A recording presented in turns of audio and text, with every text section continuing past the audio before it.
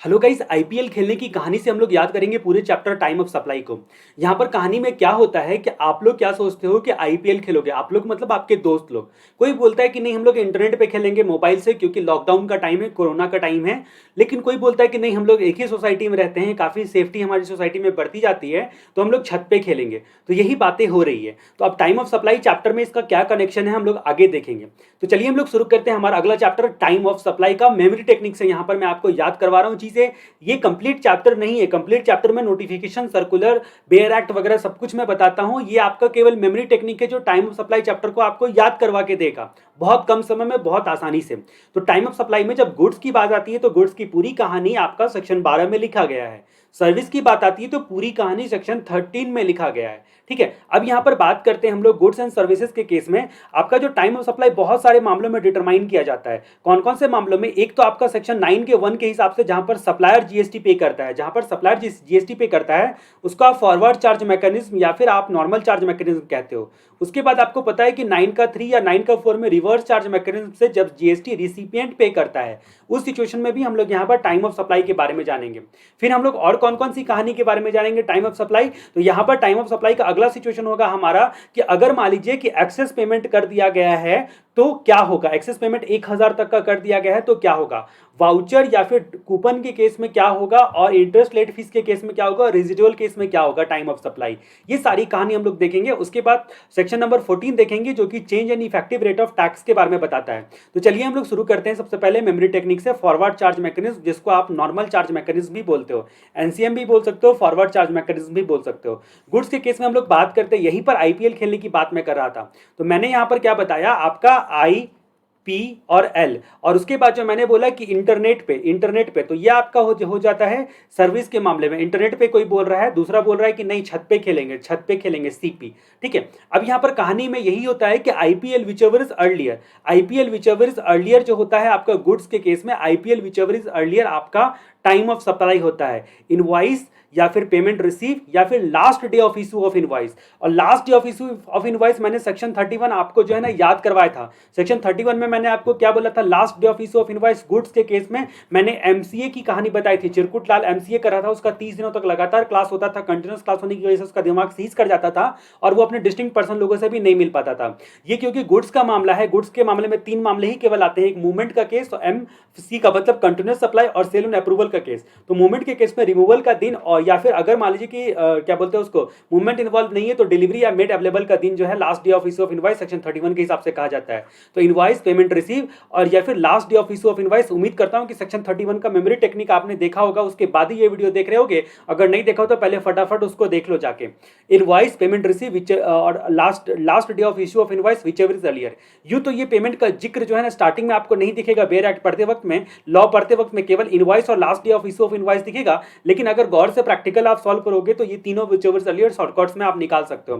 फिर जहां तक बात करते हैं, एक नोटिफिकेशन आया सेक्शन 66/2017 जो बोलता है कि एडवांस रिसिप्ट के केस में टाइम ऑफ सप्लाई में हम लोग ये फॉर्मूला नहीं लगाते हैं। अब हम लोग बात करते हैं कि सर्विस के केस में, सर्विस के केस में, नॉर्मल चार्ज के केस में अगर invoice with in time issue किया गया है। अब विद इन टाइम इनवॉइस किसको कहा जाता है, सेक्शन 31 के हिसाब से। सर्विस के केस में मैंने आपको बताया था 30 दिन तक कंटिन्यूस क्लास होने की वजह से उसका दिमाग सीज कर जाता था चिरकुट लाल का, और उस क्या बोलते हैं वो अपने डिस्टिंक्ट पर्सन से भी नहीं मिल पाता था।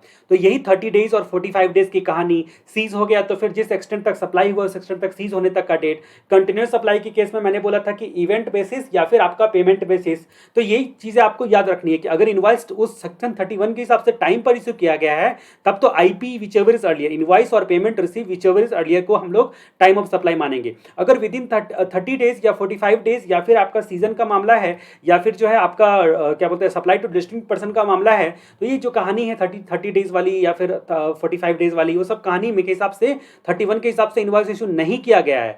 तो उस सिचुएशन में सर्विस कंप्लीट या फिर payment receive whichever is earlier, whichever is earlier, यहां पर भी व्हिचएवर इज अर्लियर है, तो इसको बोलेंगे हम लोग क्या, टाइम ऑफ सप्लाई बोलेंगे। तो मैं उम्मीद करता हूं कि फॉरवर्ड चार्ज मैकेनिज्म में आईपीएल व्हिचएवर इज अर्लियर, और दूसरे केस में अगर मान लीजिए कि इनवॉइस टाइम पर इशू किया गया तो IP whichever is earlier, time पर इशू नहीं किया गया तो सीपी व्हिचएवर इज अर्लियर।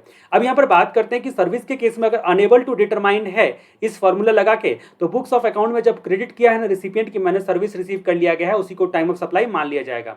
अब हम लोग बात करते हैं रिवर्स चार्ज मैकेनिज्म के मामले में टाइम ऑफ सप्लाई। अब यहाँ पर कहानी बदल जाती है। रिवर्स चार्ज मैकेनिज्म में क्या होता है ना कि आपने आरटीपी ऑर्डर किया था, जी हाँ, रिवीजन टेस्ट पेपर जिसको आप बोलते हो ना, आरटीपी। आरटीपी आपने ऑर्डर किया था, लेकिन आरटीपी जो है ना उसमें पता नहीं क्या गड़बड़ हो गया क्या नहीं, लेकिन वो आरटीपी सीधा जो है ना डिलीवरी हो गया पुलिस स्टेशन में, आपके एरिया के पुलिस स्टेशन में। जब आप वहां पर लेने के लिए गए तो आपको पता चलता है कि आपको दिया ही नहीं जाएगा आरटीपी, क्योंकि उसमें कुछ गलत चीजें मिल गई, केमिकल मिल गया वगैरह वगैरह जो भी है। तब आपने क्या किया, तब आपको एग्जाम है, आपको तो पढ़ना है, तो आपको जब भी पढ़ना रहता है तभी भी आपको पुलिस स्टेशन जाना पड़ता है और वहां पर बैठ के आप पढ़ते हो। ठीक है, तो अब ये कहानी से आपको जो है ना time of supply reverse charge, ये क्या हो गया, उल्टा हो गया, रिवर्स बात हो गई। ये क्या हो गया, घर पे आरटीपी आने की वजह से पुलिस स्टेशन में चला गया। तो यही रिवर्स चार्ज मैकेनिज्म के केस में टाइम ऑफ सप्लाई। आर का मतलब यहां पर क्या हो गया, गुड्स रिसीव का दिन, जिस दिन गुड्स रिसीव किया उसका दिन। टी का मतलब क्या हो गया, 31st day of suppliers invoice, supplier ने इनवॉइस दिया था उस दिन से 31st दिन, 31वां दिन। और payment date whichever is earlier. ठीक है, आई यहां पर RTP whichever is earlier goods के केस में पुलिस स्टेशन जाना पड़ता था। इसका मतलब क्या हो गया, पुलिस स्टेशन का मतलब यहां पर हो गया आपका पेमेंट डेट, या फिर एस का मतलब 61st day from the invoice date. ठीक है, जो सप्लाई ने इनवॉइस इशू किया उसका 61वां दिन, विच एवर अर्लियर। तो ये आपने समझ लिया कि रिवर्स चार्ज के मैकेनिज्म के केस में आरटीपी और सर्विस के केस में पीएस यानी कि पुलिस स्टेशन, पेमेंट डेट या फिर 61st date from the invoice date. अब यहाँ पर हम लोग बात करते हैं कि बाकी सब मामलों में इनवॉइस कैसे इशू किया जाता है। दोस्तों यहाँ पर सारी बातें मैंने नहीं बताई, नोटिफिकेशन में है, प्रमोटर वगैरह का नोटिफिकेशन भी है। ये आपका क्योंकि मेमोरी टेक्निक से मैं रिवाइज करवा रहा हूँ, आपको याद करवा रहा हूँ, इसकी वजह से मैंने सारी चीजें जो है ना एक गो थ्रू करवा दिया आपसे। पूरा चैप्टर आपका ये सब्स्टिट्यूट नहीं है, ये केवल चैप्टर पढ़ते वक्त में आपको बहुत सपोर्टिव रोल देगा।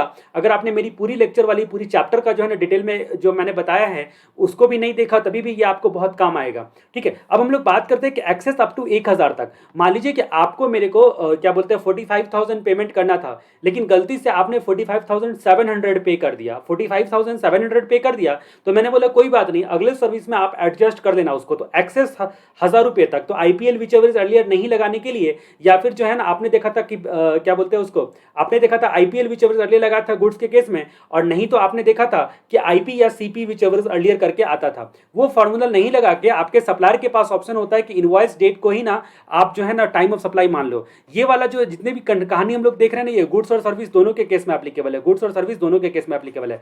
वाउचर कूपन के केस में डिस्काउंट कूपन की यहाँ पर नहीं बात हो रही है, वहां पर वाउचर या कूपन दिखाने की वजह से मॉल में आप जाते हो तो आपको शर्ट मिल जाता है या कोई सर्विस मिल जाती है या पिज्जा खाने को मिल जाता है। अगर आपका आइडेंटिफाइबल है गुड्स या सर्विसेज तो वाउचर इशू डेट को टाइम ऑफ सप्लाई मानेंगे। अगर आइडेंटिफाइबल नहीं है तो वाउचर जिस दिन आपने दिया वहां पर रिडीम किया उस दिन को आप क्या बोलते हैं टाइम ऑफ सप्लाई मानोगे। अब इंटरेस्ट, लेट फीस वगैरह सब के केस की बात हम लोग करते हैं। आपको पता होगा सेक्शन नंबर 15 का सबसेक्शन 2 में लिस्ट दिया गया है जिसको वैल्यू ऑफ सप्लाई में ऐड करते हैं। तो ये इंटरेस्ट, लेट फीस या डिले पेमेंट की वजह से जो भी फीस होता है ना वो वैल्यू ऑफ सप्लाई का पार्ट बनता है। ठीक है, 15 सेक्शन के हिसाब से। तो अब यहाँ पर बात करते हैं कि इसका टाइम ऑफ सप्लाई क्या होगा, एक्चुअली ये पेमेंट रिसीव होने का दिन को हम लोग इसका टाइम ऑफ सप्लाई मानेंगे। उसके अलावा रेजिडुअल केस में बात करते हैं, रिटर्न बेसिस पर डिपेंड करता है। अगर रिटर्न फाइल करना जरूरी है तो रिटर्न फाइल करने का ड्यू डेट, और अगर रिटर्न फाइल करना जरूरी नहीं है तो जो टैक्स का पेमेंट है उस दिन को आप इनवॉइस का डेट मान लोगे। तो यही कहानी, उम्मीद करता हूं कि बैक करके आप सुन लोगे मेमोरी टेक्निक से कि बस यहीं तक की जरूरत थी, बस आगे का मैं थोड़ा सा रिवाइज करवा के दे रहा हूं। अब जहां तक बात करते हैं सेक्शन 14 बोलता है change in effective rate of tax. Change in effective rate of tax में सबसे पहले आपको जानना है कि चेंज करने का दिन क्या है, रेट को चेंज करने का दिन क्या है। Change in effective rate of tax यानी कि रेट चेंज करने का दिन मान लीजिए 15 में है। अगर 15 में से पहले सर्विस कंप्लीट हो चुका है तब तो बल्ले बल्ले, तब तो इनवॉइस और payment whichever is earlier, invoice और payment whichever is earlier. अगर ये 15 में से पहले सर्विस कंप्लीट हो चुका है तो IP whichever is earlier. लेकिन अगर 15 मई के क्या बोलते हैं 15 मई के बाद सर्विस कंप्लीट हुआ है, 15 मई के बाद सर्विस कंप्लीट हुआ है तो उस सिचुएशन में यानी कि रेट चेंज होने का, ये रेट चेंज होने का दिन है, उसके बाद सर्विस कंप्लीट हुआ है, तो उस सिचुएशन में अगर ये रेट चेंज होने से पहले इनवॉइस और पेमेंट दोनों हो चुका था, both in LHS, left hand side में दोनों है इनवॉइस और पेमेंट, तब तो normal formula which ever is earlier. लेकिन अगर दोनों में से एक भी आरएचएस में गया, इनवॉइस या पेमेंट तो एक भी आरएचएस में चला गया ना, तो IP whichever is later, IP whichever is later. मैं फिर से बता दूं कि अगर मान लीजिए कि आपका रेट चेंज हुआ है 15 मई को और 15 मई के बाद सर्विस कंप्लीट हुआ है, तो हमको चेक करना फटाक से क्या आईपी है दोनों 15 मई से पहले का है। अगर है तब तो IP whichever is earlier, invoice और payment whichever is earlier. लेकिन अगर इनवॉइस या पेमेंट दोनों में से एक भी अगर 15 मई के बाद गया, एक भी 15 इनवॉइस गया या पेमेंट गया, हमको इससे कोई मतलब नहीं, एक भी लेटर में, एक भी इस साइड में है या फिर दोनों इस साइड में है, तो फिर इनवॉइस और payment whichever is later, ये जो है ना ये कंफर्म है। प्रैक्टिकल आप सॉल्व करके देख लो, इस फॉर्मूला से प्रैक्टिकल भी सॉल्व हो जाएगा। उम्मीद करता हूं कि ये वीडियो आपको पसंद आया होगा और अगले वीडियो तक के लिए आपको जयराम जी की